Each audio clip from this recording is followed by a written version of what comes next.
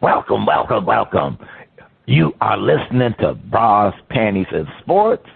Week 8 of the NFL is complete.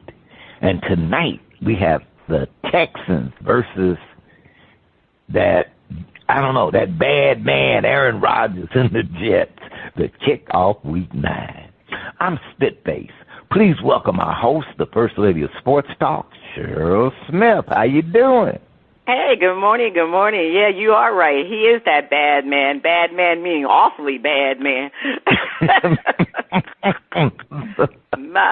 the Jets. The sickle finger of fate can get. Oh, my goodness, the Jets. I mean, New York, stand up. New York, stand up. The Yankees lost. I mean, my goodness gracious. Oh. Well, at least for the city of New York, they had a big old lead. And, I know, terrible. At least in the city of New York, you have the Liberties, and we still got hope for the New York Knicks. All right. Well, yeah. I ain't feeling too bad for New York because the Jets and Giants are both kind of in the same boat. But in every other sport, they competitive. You know, yes. I mean, hey, your team with the World Series, you know, and then the Knicks was in the playoffs. You know, it's like, look, you know, Yankees win or loss, they were there. You know, so. Hey, you know, us other suffering sports franchises, my Chicago peeps, you know, we ain't got much we can say. All right, now, this week on Shout Out, we have performances from Daniel Zapata. Will he find his shine and style or get the cold feel of the mute button? First Lady, we're ready. What you say? Each week we try to figure out what is going on in the sports world, not the plays of the week, more like the players of the week. Are they trying to tell us something? So we ask, what you saying? Fly, little birdie, fly. Time keeps on slipping into the future. Time keeps on slipping into the future. So I want to fly like an eagle to the sea. Fly like an eagle, let the spirit carry me. I want to fly right into the future. The little birdies known as the Detroit Lions flew over the Vikings, dropping bombs on offense and defense, giving the Vikes their first defeat. The Detroit Lions don't get no respect. Are they the Rodney Dangerfield characters? At the beginning of the season, the talk was Green Bay, maybe the Bears, maybe the Vikings. It was like the Detroit victories last season were an aberration. Given every team in the NFC North has a winning record, dare we say this is the best division in football? If Detroit flies to the top of the best division in football, do they have the best chance of unseating the Super Bowl champs? Marvelous Marvin Hagler, rest in peace, Bernard Hopkins, Roy Jones Jr., and the Steve Miller Band are asking, what you saying? First of all, I'm not sure who is saying the Detroit Lions victories were an aberration. I mean, I believe Spitface, many pundits had them as the team capable of winning a Super Bowl. I mean, they almost went to the Super Bowl. They should have gone to the Super Bowl last year. I mean, and did people really have the Bears and the Vikings over the Lions? Because the Vikings and the Bears are the surprise team, real. Let's just say the Vikings are the surprise teams. I think why the Lions are not getting respect is because in the beginning they had played against weaker teams. I mean, the Rams and the Cardinals had a losing record when they played them. And, of course, we know the Cowboys, they were, even though they had a record of 3-3, the team was in disarray. They were in disarray, even though they had a 3-3 record. But when they beat the Vikings, I mean, that was a great game. They were the Vikings were undefeated, and they beat them. People knew this team is probably the best team in the league, even over the Kansas City Chiefs. Now, the Kansas City Chiefs are undefeated, but have they really looked that scary? I mean, Patrick Mahomes is like a game manager now. He's not that scary Patrick Mahomes that we were used to. So I just think the Lions are definitely a front runner to be in the Super Bowl. I mean, the way they took down the Vikings, that was a very thrilling and very good game. It was, they beat the Vikings 31-29, and it came down to that winning kick by Jake Bates in the final seconds. I mean, Detroit was down by double-digit leads earlier, but they fought back, and then they went up by 11-point late just to watch the Minnesota score like 12 straight points in the fourth quarter, and they stormed back, and they took the lead. And, so it was an exciting game. So, I mean, kudos to both of the teams. So now Detroit and Minnesota sit in a tie for first place in the NFC North. No, I don't think, are they still tied? No, because Minnesota lost again. Minnesota lost last week. So Detroit is. They just got wobbled. Yeah, that's right. I forgot. Minnesota lost last week, so they are. Detroit is leading in that division. I think the Green Bay is also very good. They're on the heels of trying to get to that top. So I mean that whole NFC North is basically the best division in football because all the teams are over 500. So, I mean, when you got a division all over 500, you got to say that is the best team because some of these other divisions, they got a lot of teams with losing records. Now, if I had to choose a team that will be the odd team out of the playoffs, I think it would be those Chicago Bears. I mean, they do got a young quarterback. Jared Goff is right now front runner for MVP. Green Bay, I know Jordan Love is hurt, but they said he's going to try to play. But they're still winning. Malik ain't doing too bad. Huh? I said Malik ain't doing too bad. Yeah, Malik has been doing real well, but I think they say they're going to bring Jordan back. They're at a pivotal point right now, so they want to go with their best quarterback. As it stands now, all three teams will be in a playoff. I think the Lions will win that division, and you have the Vikings, Packers. I mean, I have to look at the standings again, but at one point with the current standings, all of them would make the playoffs because the Packers and Bears will make the wild card slots. Because in the NFC, other than in the East.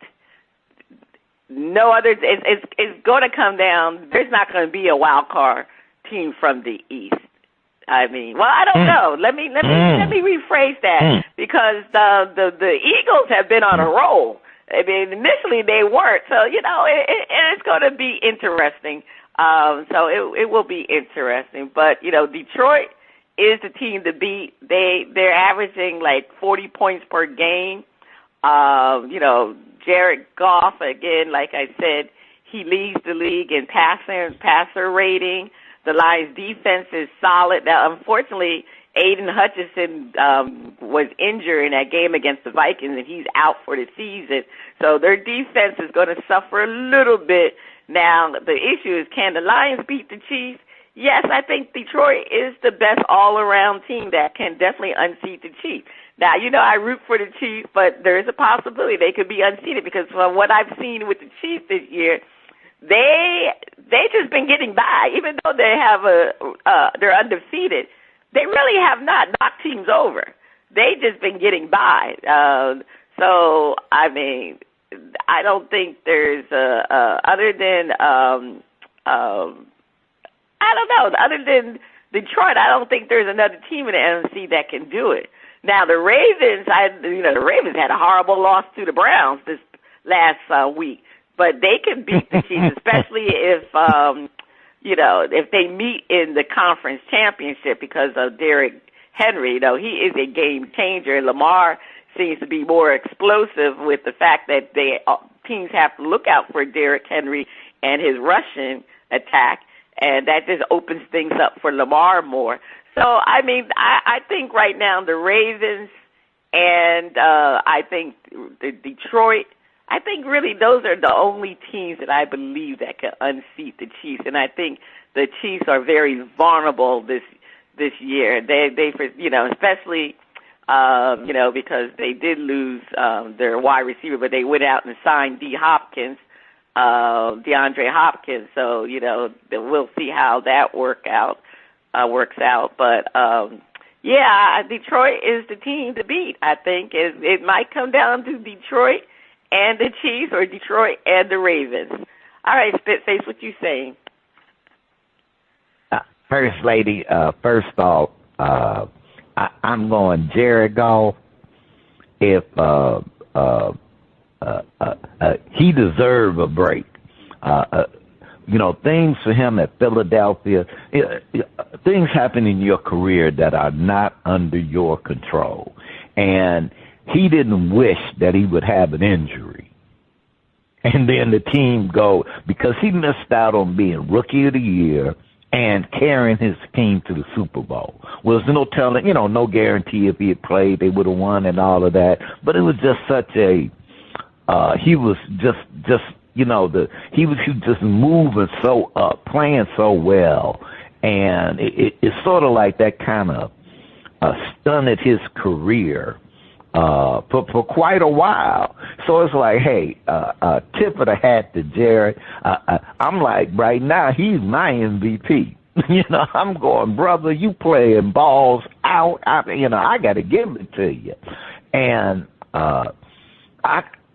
it's not the, let's say the sports talking heads. It's the NFL fan base is not giving Detroit any respect. They're not getting that because it's sort of like, how like you can, you can hate a team, but you respect them. Like, hey, look, I hate such thing, but hey, they playing. People don't want to give Detroit, like right now, I think that they would seriously spank the Kansas City Chiefs. I think they would seriously spank them. The Kansas City Chiefs do not want to play the Detroit Lions. And part of that, even with, like you say, it might be a little drop-off on defense, but I don't think it's going to be that much a drop-off. If anything, somebody might just step up. Well, I'll get some of them sacks. So I don't think they're going to miss too much of a beat. And if they, they got it. They got the running back, the receivers, and they got a quarterback who can just play. And things that the Chiefs used to get away with, the defenses have gotten, they've learned to adjust. So now it's a whole lot tougher. But right now, I would say that Detroit would, like I said, Detroit would give them a serious beat down. But the other two teams, the Ravens could get them. But also, I think that the Texans could get them in the playoffs. Right now they steadily improving, steadily, and so I could see now maybe it might be a little bit of a nail biter, but I could see the Texans upsetting the Chiefs. So them and the Ravens. Now everybody else, and look, y'all, I am not buying the hype of the Buffalo Bills. I am not buying that hype. The Buffalo Bills are like the Indianapolis Colts. They eventually I could see them making it, but they have to go through the wilderness for a couple of years. But I ain't jumping on their bandwagon. All right, First Lady, that's all I'm saying.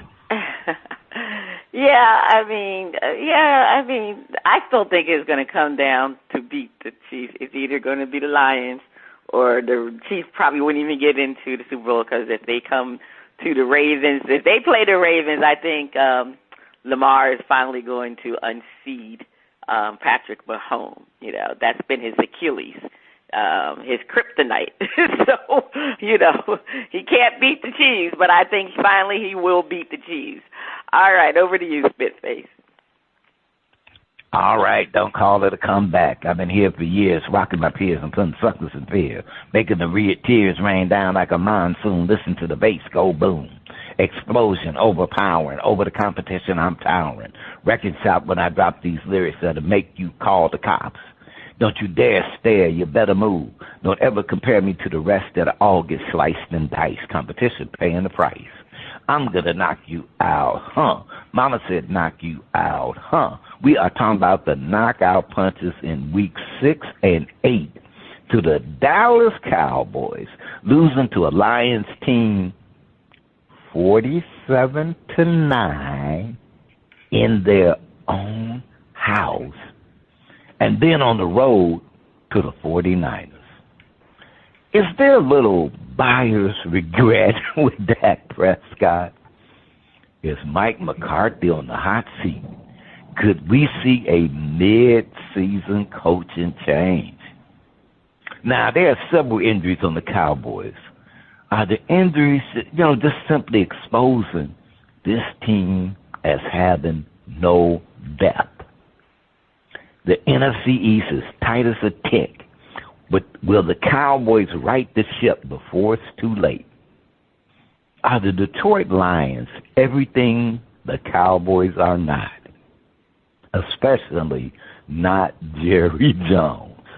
Leroy Satchel Page, Walter Buck Leonard, and James Cool Papa Bell are asking what you saying.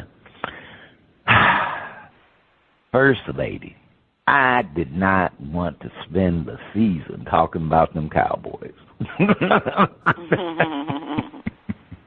But somehow or another, they managed to do stuff where you just got to talk about it. They got to insert themselves some kind of way. Mm-hmm. And I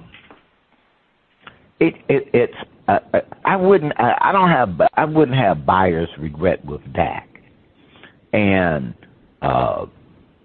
where I would, the Cowboys have been paying people. They actually have been pretty much paying people. But they're, you got to spread the wealth around. You got to be able to bring in some people to have some depth. And yes, the injuries are exposing that they have no depth. And they have no depth because they're paying everybody. And so, because if you get top dollar to this person, you can't give it to them all, so some people going to make shifts and moves. And that's just the nature of the game. But they, the starters, especially on defense, but right now they got, who is the running back? Anybody know that guy's name? Because it don't seem like any of them are, I'm like, who's, they ain't doing much or nothing to help Dak out, And I don't think it's, it's always hard to figure out. The Cowboys are fortunate they play in the NFC East, and things are tight as a tick. And certain people come off the injury and get back in the lineup. They might be able to squeak a playoff spot. But First Lady, you kind of said in the first segment that there are going to be no wild cards coming out the East. And you know what? I put money you right on that one. So they would have to win the division. And I don't see them getting past Philly or the Commanders. I think it'll be too late. But, yes, the Detroit Lions are everything the Cowboys are not. They can run the ball, pass the ball. They play defense. They're I think the thing that I see with the Lions, you get the presence of a team. Like we're a team. We're all in it together. I don't get that sense of team from the Cowboys. From the Cowboys, it's like, I'm a great player, or I'm a top paid player, but we ain't no team, and a lot of that goes to the coach, because and a lot of that from the coach goes to, I'll just say that from the management that I don't even get the Cowboys management as a team. Because, well, really it ain't. You got Jerry Jones. So, Cowboy fans, not that, I'm not really I'm not unhappy the Cowboys. I lose. Because I hold a grudge a long time, so I ain't forgave y'all for kicking the little bear. So, First Lady, over to you. What you say? Well, is Mike McCarthy on the hot seat? I mean, that's an understatement. Of course he's on the hot seat, especially after Jerry Jones went on the radio show, Sean and R&J on 105.3. There's the fan. He does that weekly show and gets on there. He's probably the only owner that does a radio show. And, he made the comments that the Cowboys are running bad plays and designing bad concepts, problems with execution. I mean, that was a direct hit on Mike McCarthy, Mike McCarthy said, well, I got to look at films, and I don't think we're running bad play. So, Mike McCarthy is on the hot seat, but guess what? Jerry's not going to fire him midstream. They don't do that. I mean, he's never done that before. However, we know neither did Woody Johnson, the owner of the Jets. But he just recently did that when he fired Saleh. So, it's a possibility. If they don't win this weekend, I don't know. Mike McCarthy could get canned, but I don't think he will. But, who's to blame? Jerry is delusional because he believes the team he's assembled as the GM is a team that should compete for a championship. That's what he believes. But Jerry needs to blame himself. He has failed as a GM by not signing Dak earlier, not signing Derrick Henry, because, like you said, they have absolutely no running game. And Zeke is a shell of himself. They had injuries on the defense with Trayvon Diggs and Micah Parsons. But you want to know something? Before they got injured, they were still having problems on the defense way before Micah and Trayvon Diggs got injured. I think they're both Micah didn't play, but Trayvon is back in the lineup. The Cowboys' defense has been horrible. They can't stop the run, nor do they have, they're getting rushing. That's what Micah Parsons is supposed to do, but they're not able to rush the quarterback. The Cowboy needs to win. They need to win. They really need to win. They got obliterated by the 49ers. And then the 49ers had, they were depleted of their main stars. Devo, I believe he did play, but he had just gotten out the hospital, so he wasn't too strong. But they just did not play well against the 49ers, and I really think, unfortunately, if they really have no chance at winning their division. And like you said, that's the only way they can get into the playoffs, because they're not going to be a wild card, because if a wild card comes out that division, it's either going to be the Eagles or the Commanders. It's not going to be the Cowboys, because they've their record right now is not great. So the thing is, the difference between the Cowboys and the Lions are a cohesive team. From the upper management to the players. The Cowboys are really in disarray, and you can start from the top, because Jerry's losing it, because he went back on that show and he was talking about players as getting scholarships. I don't know what he's talking about. 5 scholarship. What does that have to do with NFL football? They're not a college team. Jerry's what, 82 years old? I mean, I don't know if senility is sitting in with Jerry. But he was rambling on that show. I don't know what Jerry was talking about.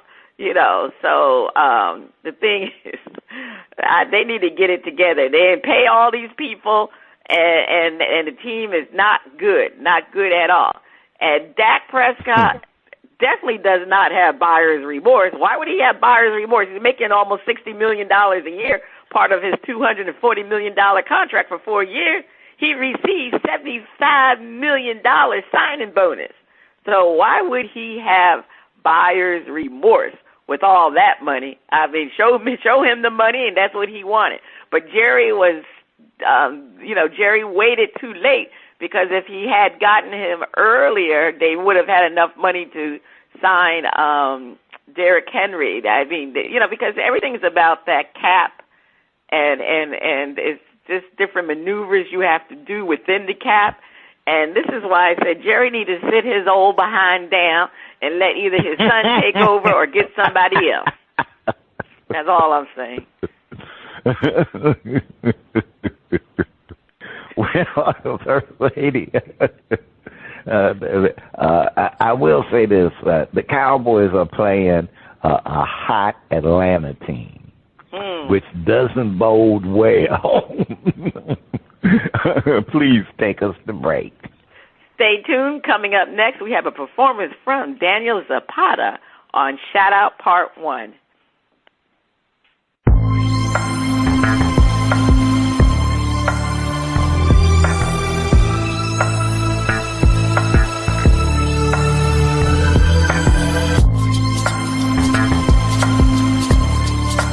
The music flows in from around the globe to get a shout out from the panel. First Lady, I can't wait to hear the music from Daniel Zapata. On Shout Out, we feature new independent artists who are looking to find their shining star. If we like what we hear, we'll give the track a shout out. If we don't like it, we hit the mute. On the first part of the shout out, we are featuring music from Daniel Zapata out of Miami, from his hit album, In My Dreams. They say, quote, Daniel Zapata is a versatile musician and songwriter, blending cultural influences with a contemporary sound. His profound lyrics and dynamic performances captivate audience, offering an unforgettable musical experience, end quote. I don't know. I never heard of Daniel. I live right here in South Florida. But anyway, I'm going to hear him now. All right, DJ, let's hear Every Day.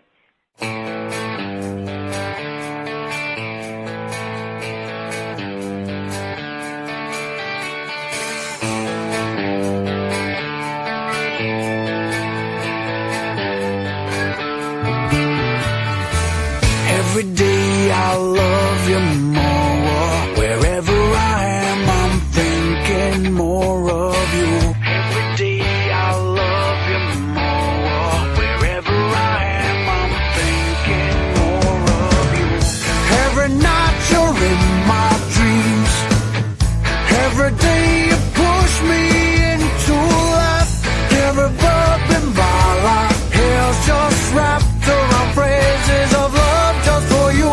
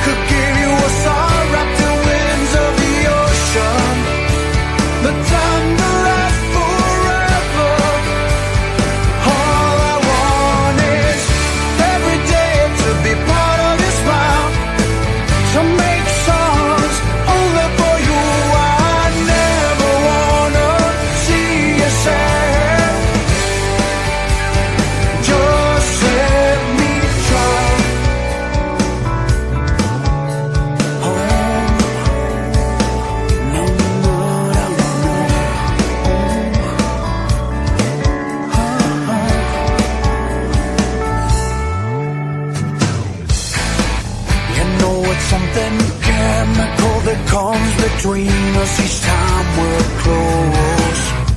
Every day I know what we're feeling, it's not something casual. I always wanna kiss you.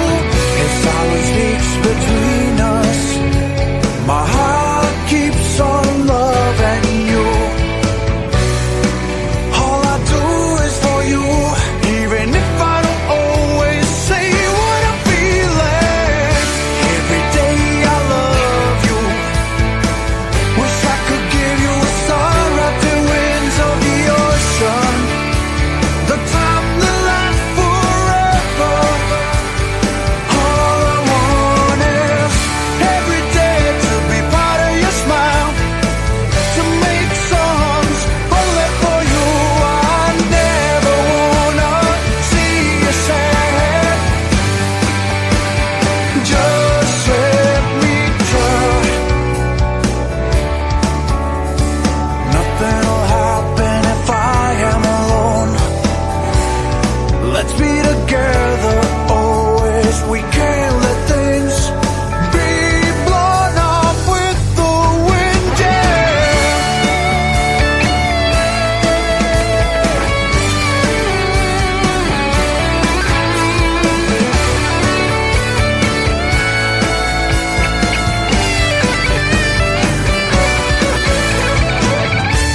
It's something that I love that always brings me to you, but I can't tell you, yeah, that I want you.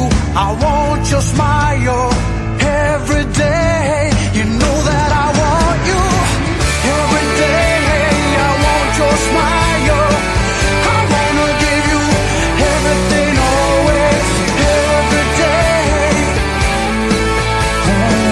Na, na, na, na. Every day I want you. Every day I need. Every day I feel. Every day I know. Every day I want you. Every day I need. Every day I feel. Every day I know. Every day I want you.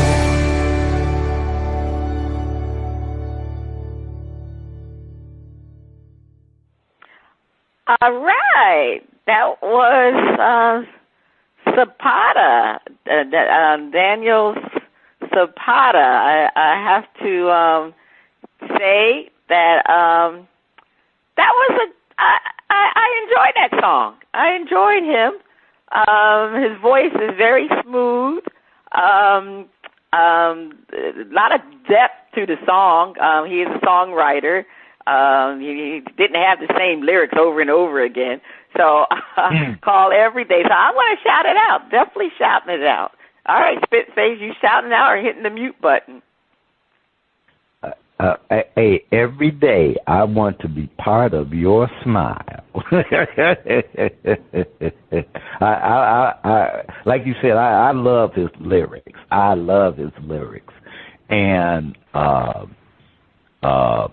thought it was really smooth. I'm giving it a shout out. It was, to me, it took me back to some classic rock with I'll just say with a 2020s flavor. Yeah. Just enough, just a touch, that hey, I'm in that vein, but really, today's music. So I say today's rock. So right. It's not hard rock. It's soft rock, though. Yeah, like you said, classic soft rock. Yeah, it's got those touches. I'll say that. That's right. All right. Well, you're shouting it out. Okay, so in part 2 of Shout, we'll feature another performance from Mr. Daniel Zapata. Is that the sound of our favorite underwater friend? I know Flipper is glad the hurricane season is almost over. It's time for Flip It.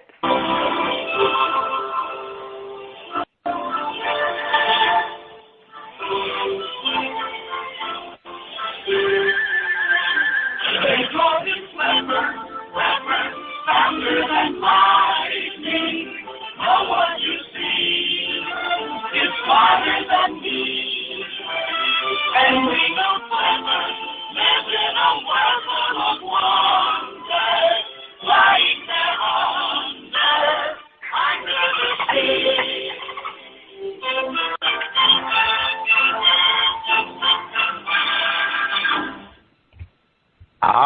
All right. Yeah, First Lady, one thing about Flipper is that the majority of the time he got a smile on his face.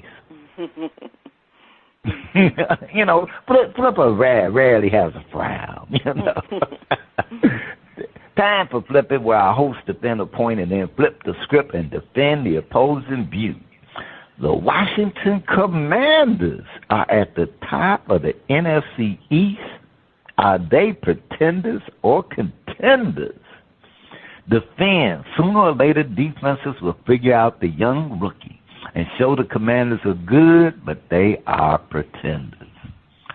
And First Lady, I'm looking at the Commanders, and I'm like, they playing.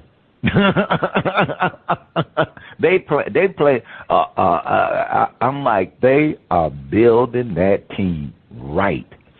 And Washington, you can rejoice because you finally have an ownership and a team that the future is bright, but right now they pretend.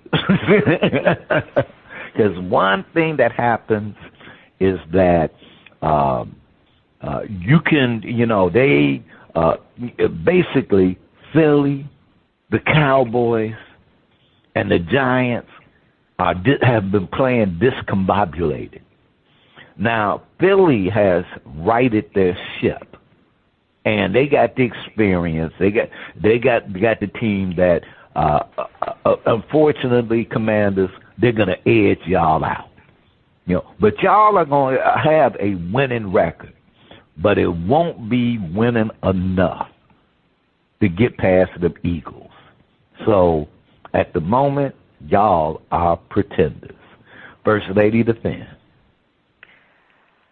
Yeah, I mean, Jaden Daniels is the current C.J. Stroud this year.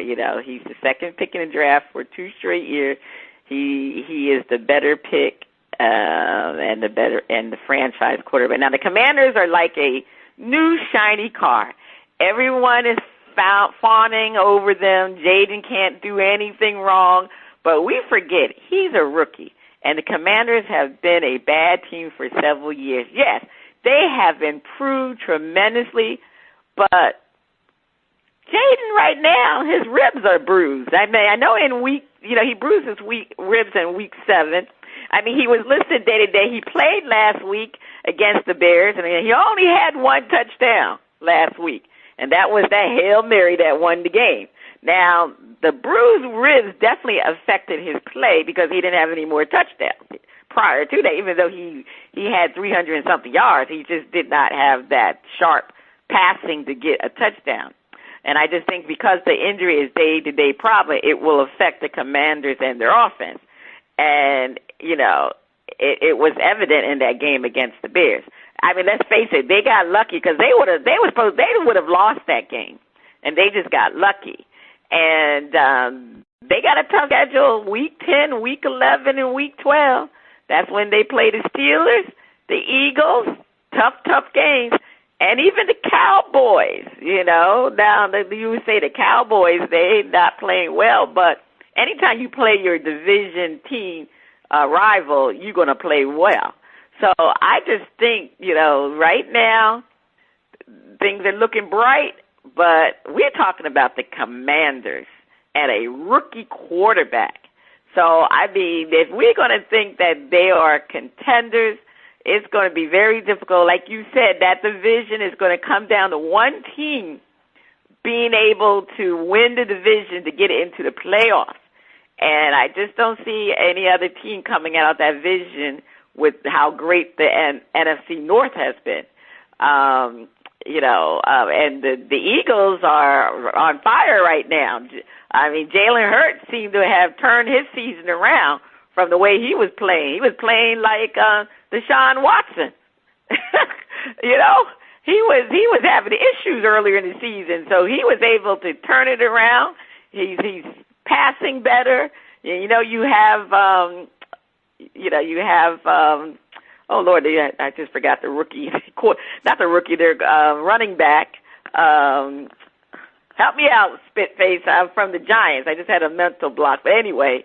Saquon Barkley. Saquon Barkley, he has been nothing but terrific this whole season, except for that one pass that he dropped.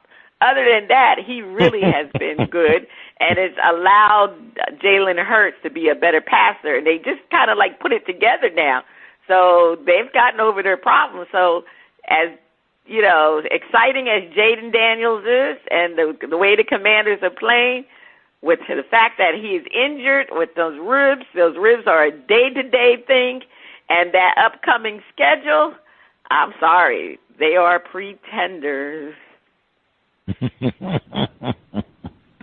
All right, so we're going to flip the script and defend. The Commanders have the benefit of playing in a crazy NFC East, and they are playing well. They are contenders. The Commanders have a couple of things going for them, including that they're like winning and playing well, and sometimes you get a little lucky, and you can't buy it, but sometimes you get it. And the Commanders are this year's lucky team. A tight game. They're the team that's going to get the fortunate break. They just kind of got that going for them. But the other thing is that I have no faith that the Dallas Cowboys are going to right their ship. If anything, I'm looking at the Dallas Cowboys having a losing season, which benefits the Commanders. Which benefits the Commanders. The Giants are already in their losing season. They're already in their losing season. Now, Philly can win the division. Philly can win the division. But the Commanders can either win it or come out with a winning record. And if they have a winning record, then that would already declare them as contenders, given the several seasons that they of losing seasons and disappointment. For them being a contender is having a winning record in that division, so that they can next season possibly win the division.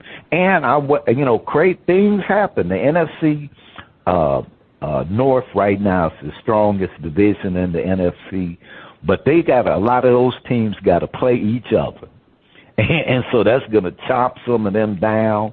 So and possibly open up a slot for another division to get a playoff wild card berth, and that could be the Commanders. So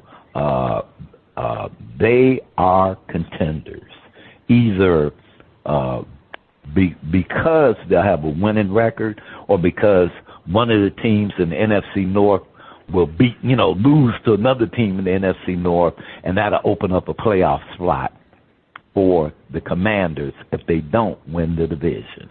First Lady, please defend. Well, the Commanders are more than Jaden Daniels. This team has playmakers on the offense and defensive side. Jaden is an important part of their success, but this is a total team. The Commanders are 6-2. They are still playing out of their mind. Their coaching staff has done an excellent job. Dan Quinn oversees the defense. You can see the Cowboys wish they had Dan Quinn back. Because you see what happened to the Cowboys defense once he left.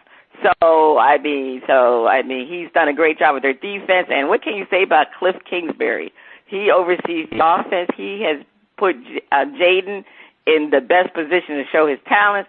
Kingsbury is a quarterback guru, not a good head coach, but he's a good offensive coordinator. When you think about this team, when you when you thought this team would crumble because of Jaden's injury to his ribs, this quarterback is tough. I mean, he came out there to play. I mean, everybody thought he wasn't going to play in Week 8 against the Bears because of those ribs. I mean, he has bruised ribs. That's very difficult to maneuver with bruised ribs. But guess what? He came out and played. Unlike Anthony Richardson, the quarterback for the Colts, who asked to be removed from the game because he was tired. Now, there's a difference in quarterbacks. Now, Jaden, he played the entire game with bruised ribs. I mean, they had a corset around his ribs, and he played an entire game, and he still played well. Now, he wasn't as spectacular as he was normally, but Jaden was able to stay poised. I mean, that's the reason why they was able to get that perfect Hail Mary pass to win the game. But this team is very steady on defense and offense. Now, they just have to win the division. Like we've been talking about, the Cowboys are a complete mess. They're 3-4. The Eagles have been playing real well now. The Eagles are back in it. Now, it's going to come down to the Eagles and the Commanders to win that division. I'm still thinking the Commanders are the better team. I still think it's going to be difficult if the Commanders do not win that division. Like you said, maybe one of the teams in the North, and I said that would be the Chicago Bears. If they start to fall, it may open up that there would be two teams from the NFC East, which I don't know. Even though, let's see how well the Eagles continue to play. I still think the Commanders are going to be there. This is the shocker. They've been shocking the entire NFL, and everybody is saying that Jaden Daniels is definitely a contender for MVP. He will definitely win the Rookie of the Year, but he can also win MVP. They said the last time somebody did that was when Jim Brown came in the league. He was the Rookie of the Year, and he won the MVP. And Jaden Daniels has a chance to make history because that's been a long, long time. So, I mean, I have to put the Commanders as a contender because they are really in it to win it. In it to win it. We can roll with that. First Lady, over to you for more Flip It. The AFC West is unpredictable except for the Chiefs. We wonder which team will have the better record, the Chargers or Raiders. All right, panel defend. The Raiders are an enigma wrapped in a question, but like Pirates, they sneak their way up and edge out the Chargers. All right, defend that, Spitface. First Lady, I didn't start, I've never been a Raiders fan, but I've never been quite against the Raiders, and that's probably because the Raiders and the Bears, didn't play a lot. So, so that way I didn't, okay, look, so I didn't gain like that. There was no rivalry.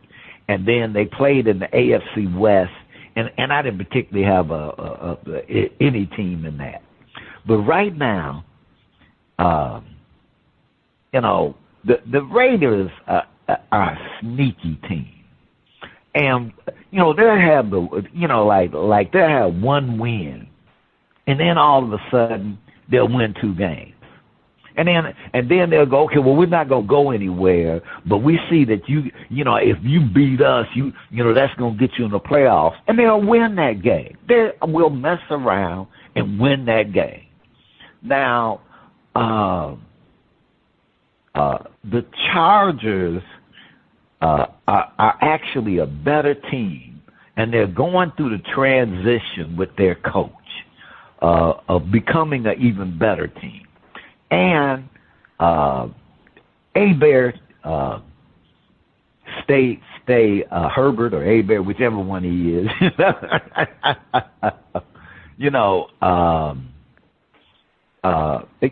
sometimes, they can just be an unlucky team. And somehow, some way, those damn Pirates, them skull and crossbones with that eye patch, will find a way to just edge the Chargers. The Chargers might not have a winning record this season. And the Raiders are probably not going to have a winning record this season. But they'll win just enough, and the Chargers slip up to actually maybe have a one-game, when it's all is said and done, they'll have one game over them at the end of the season. That's okay. Well, despite problems in the first half of the season, the Raiders proved to be always a slow-starting team. They did it last year. They eventually ended up with an 8-9 record. The majority of those wins were in the second half of the season. And they've had some issues with, playing consistently. Their offense is not that great. Even though the Raiders' current record is 2-6, they have a very favorable schedule for the second half of the season. Now, the Chargers also have a favorable schedule, but traditionally the Chargers, they lose games that they should win. Every time we talk about the Chargers, we always say they in thick. They got Justin Herbert. They're going to be in it to challenge the Chiefs. And guess what happened? They start losing games. And then next thing you know, they just slide in maybe to the playoffs, but most of the time they slide on out of the playoffs. They've always have struggled and played badly in the second half of the season. Now, Jim Harbaugh is their new coach. It'll be interesting if this happens again. But it's happened just about every year since Justin Herbert has been their quarterback. They just, for some reason, that second half of the season, they start to fumble and they just don't play well. Now, the Raiders have played so badly the first half of the season, but I expect Pierce to rally the troops. And they played hard for him last year at the end of the season because, he was trying to determine whether or not he would get the job or not. But, they're going to have to play hard for him again that second half of the season to see if he's going to keep the job because we know how the owner is. He's a very unpredictable owner. He fires people very quickly. So I just think right now the Raiders are going to have a better record than the Chargers because the Chargers always end up losing that second half of the season. All right, it's time to flip the script. All right, panel defend. If Herbert stays healthy, that's a big if, they will challenge KC for the top spot. Raiders ain't got a chance. All right, defend Spitface. I just wanted the coaching situation for the Raiders will be changed at the end of the season because at 2-6, I think the Raiders have right now. Folks on the Raiders are playing for their I won't say their next contract, probably for their next team, and they know it. And so I expect the Raiders. I won't say to have I will say I expect the Raiders to pretty much have a total breakdown in the second half of the season. I don't see them really having any kind of improvement. If they could come out as a 500 team, then for the rest of the way of the season, well, that still only gives them 6, maybe 7 wins. The Chargers are better than that. And they have a coach that knows how to win and knows that keep a Bear healthy. He's a Herbert. Keep Herbert healthy. Keep him healthy. And he will get better and better as these games. He's up for the challenge. This is the Chargers' opportunity to build some momentum so that they can go ahead and challenge KC. Now, I don't get that they'll be able to beat KC any more than the Bills, but they can be competitive. The Raiders, you little pirates, y'all gonna have to get back in them boats and roll on. And 2025, y'all get that good draft pick. That's what I'm saying personally. Okay. All right. Well, the Raiders played really well with Antonio Pierce as the head coach last year, which propelled him in receiving the head coaching job this year.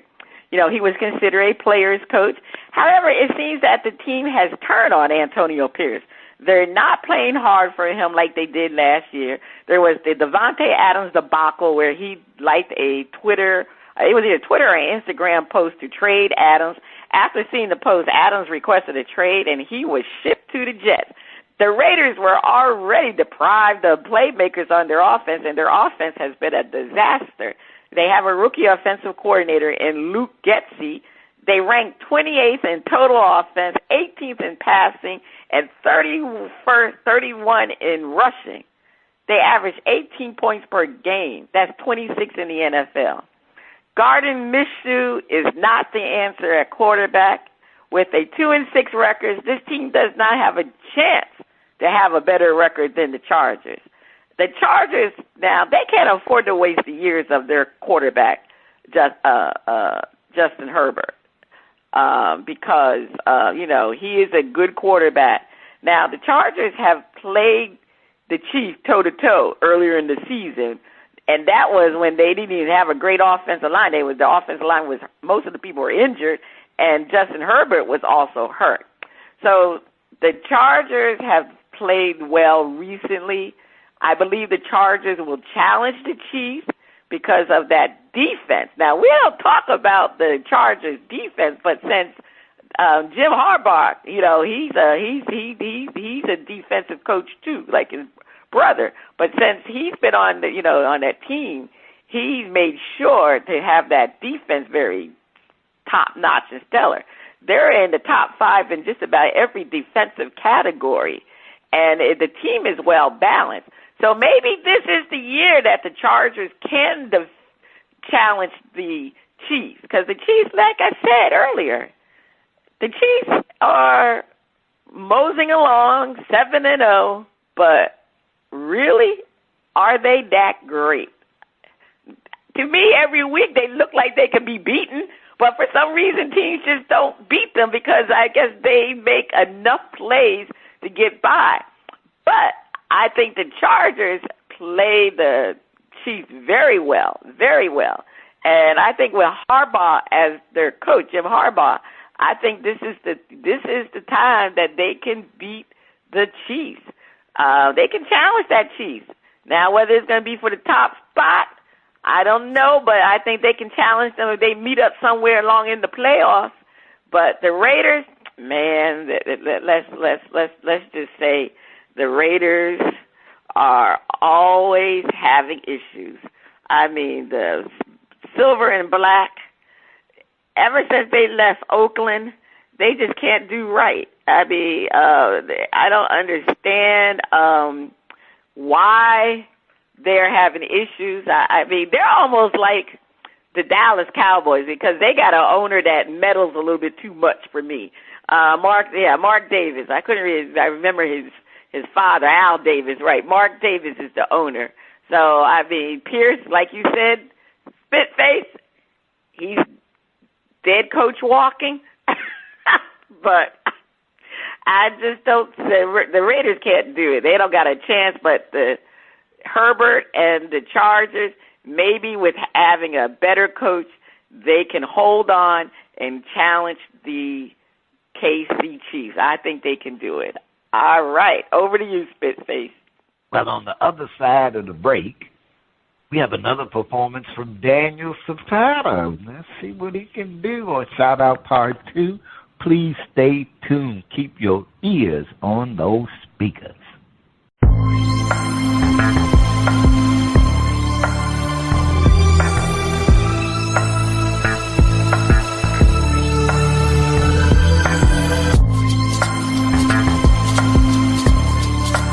Welcome back. The music flows from around the globe to get a shout-out from the crew. Spitface, over to you. On the second part of Shout Out, we are featuring the title track from Daniel Zapata's hit album, In My Dreams. Okay, DJ, let's hear In My Dreams.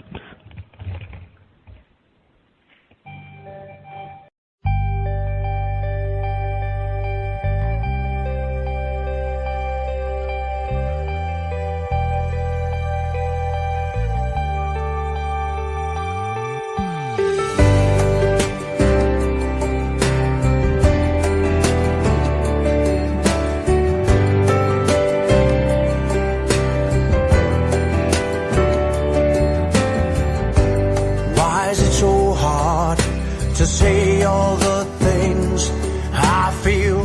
I didn't tell you when. How long has it been since I last saw you? If you only knew with a second of you can heal me. With only feeling you close, you can enchant me. Yeah, yeah.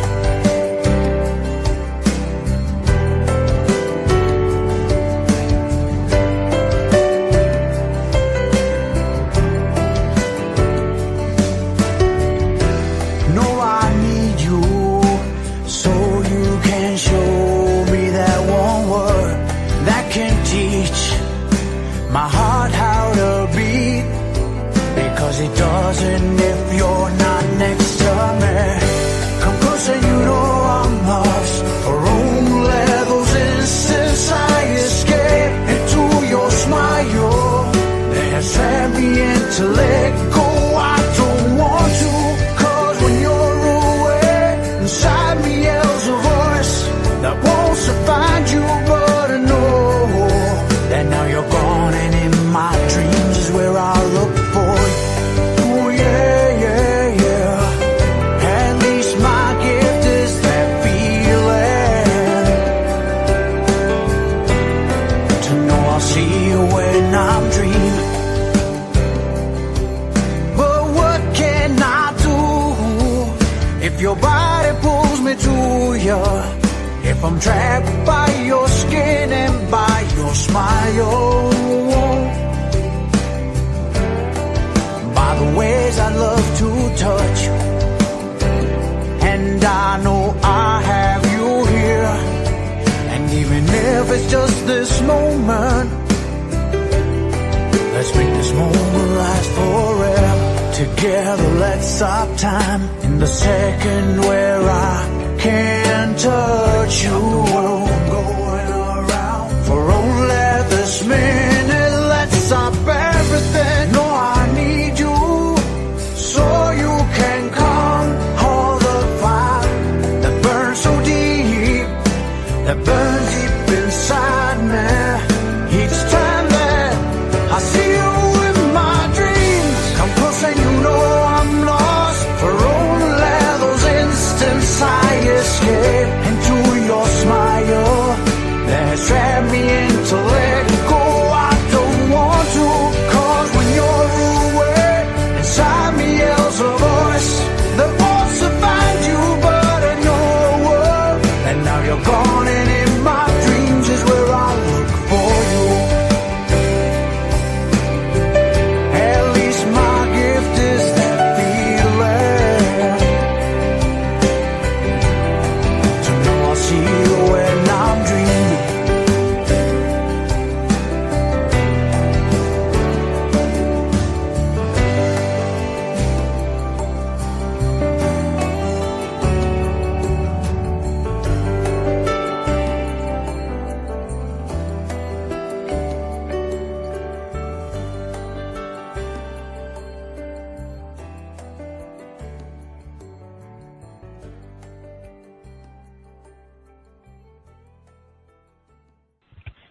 All right, that was In My Dreams.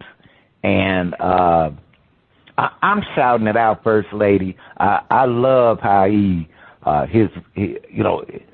really a good songwriter. And I love lyrics that tell a story or put you in a mood. And I'm shouting them out. What's the verdict? Oh, yeah, I agree with you 100%. His songs do tell a story. And he has a nice voice, too. He has a nice voice.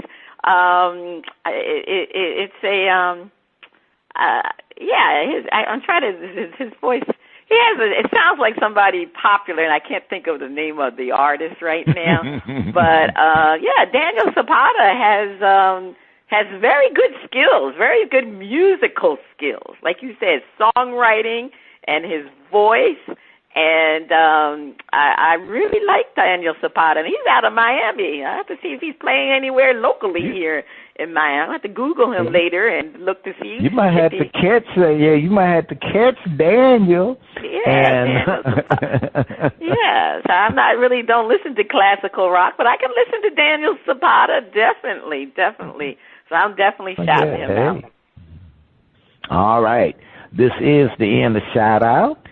But you can check out Daniel Zapata at danielmusic.com and the Old Grumpy Radio Network. If you would like to be heard or have any comments, please send your emails and tracks to talent@oldgrumpyradio.com. First Lady, over to you. All right. It is time for the picks. And, oh, my gosh, the production staff, we only had gotten the results for week 2. But they had worked diligently.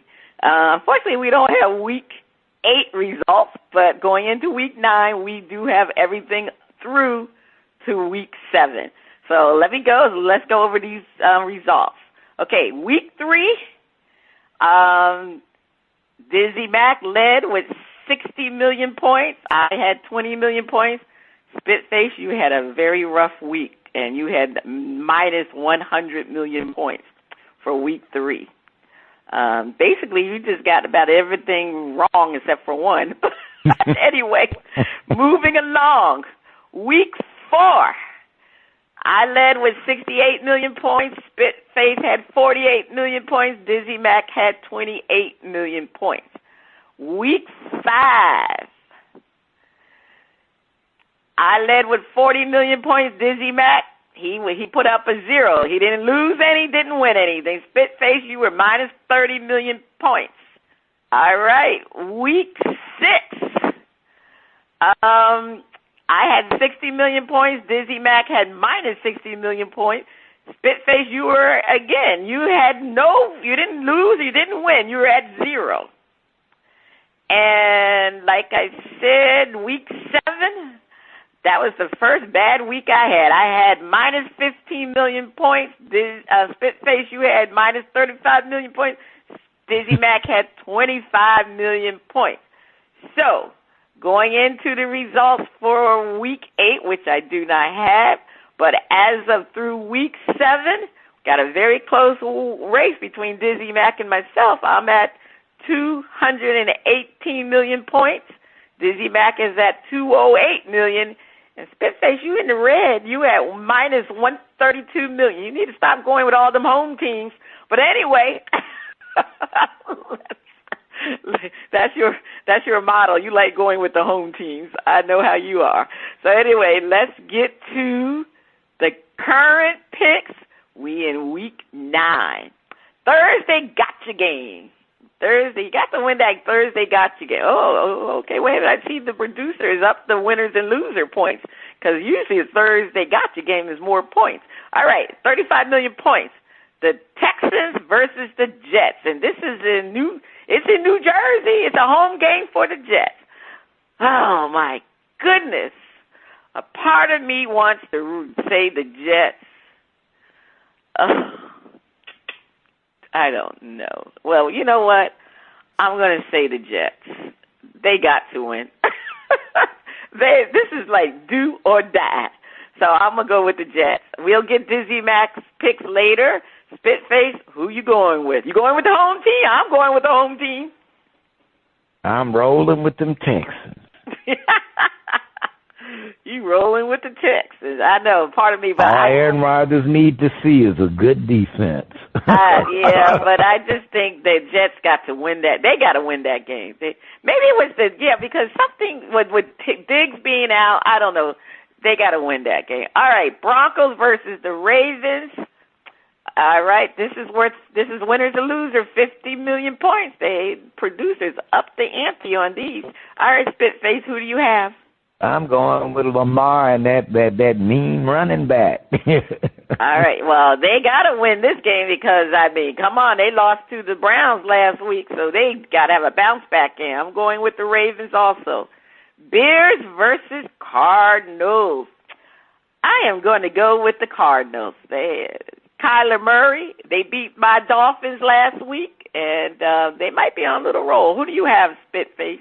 I'm going for a Bears bounce back after that heartbreaker. All right. Lions versus the Packers. Who you have, Spitface? I'm going with that mean Lions team. I don't know. But Jordan Love is hurt. I'm going to go with the Lions, too. I don't know, but the Lions may not play well on the road like they do at home. And this is Vikings on the road. Yeah, but that's an indoor. Isn't the Vikings is an indoor dome though? That's right. The difference. Okay. That's the the weather nice up in Green Bay. Oh, really? It is. All right. I'm gonna go with the Packers on this one because I don't think Jared Goff. Snowy ice or nothing. Jared Goff doesn't play when it's cold. He like Tua. He doesn't play in cold weather that well, and we know it's getting cold in Green Bay. All right. Probably they ain't got no cold weather. All right. Yeah. All right. Rams versus the Seahawks. Rams versus Seahawks. Okay, go with you, Spitface. Who do you have? I'm going to roll with the Seahawks. This is a scary game for me because I really like the Rams, but I'm going to go with the Seahawks at home. All right. I'm going with the Rams. Buccaneers versus the Chiefs. Well, I'm going with the Chiefs. Let's see what DeAndre Hopkins can do. Spitface, who do you have? I'm rolling with the Chiefs, but if they was in Tampa Bay, I might have went with the Bucks. But Chiefs at home, nah. Yeah. All right. So now we got over under push, 25 million points. All right. Baker Mayfield, 2 passing touchdowns. Who do you have, Spitface? Over, under, or push? I'm going over. Yeah, Baker's been balling. That's a good defense. I'm going to go with push. Well, you know what? I'm going to go with under. I don't think Evans is coming back, but he uses that's a tough one for me. You know what? I'm going to change it. I'm going to go with push. I'm going to do a push. C.J. Stroud, 250 yards passing. All right, I'm going to go with over. What do you have, Spitface? I'm going with over. All right, Caleb Williams, 1 interception. Spitface? Push. I'm going to go under. Derrick Henry, 110 yards rushing. I'm going to say under. Who they playing? Okay. Who they playing? They playing Broncos. Yeah, I'm gonna say under. I'm gonna say under. What do you have, Spitface? I'm going over. I think he go run amok. Oh, you do? Okay. Jared Goff, 3 passing touchdowns. Spitface. Push. I'm going with under because, like I said, it's in the cold weather. Geno Smith, 2 interceptions. Geno can put some interception. I'm going to go under. I'm going to do under. I'm going under. You going under, too? All right, Patrick Mahomes, 1 interception. Spitface? Under. Who he playing? They playing the Bucks. He had one. I did a push, and he had one. I think I won that. I think he had a push. Patrick sometimes takes chances, so you going under. I'm gonna do a push. All right. So we'll have 2 weeks results next week, and we'll see how we do. It's already week 9. We got 8 more weeks left. All right, Spitface, what is your top story to watch this week? Mike McCarthy. What about Mike McCarthy?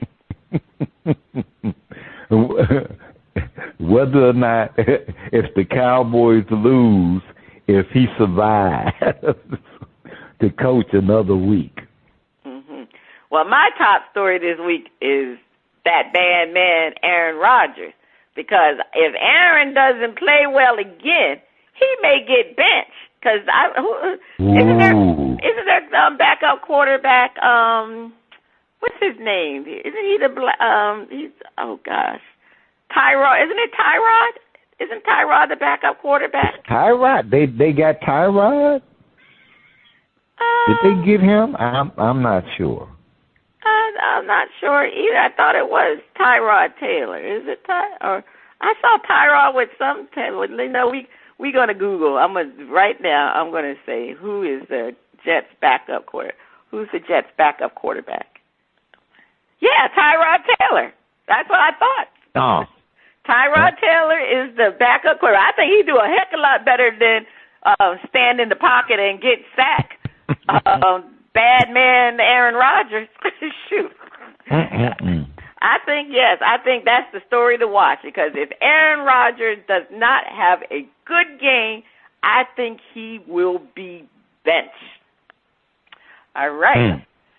All right, the date is coming near. Join us as we honor our veteran women on November 16, 2024 in Houston, Texas, and streaming live on your favorite device. To learn more, please visit honorourveteranwomen.com. honorourveteranwomen.com. Check out our current and previous episodes at Bras, Panties and Sports.com and our Facebook page, BP and Sports. This is Cheryl Smith, First Lady of Sports Pie, and Spitface. You have been listening to Bras, Panties, and Sports.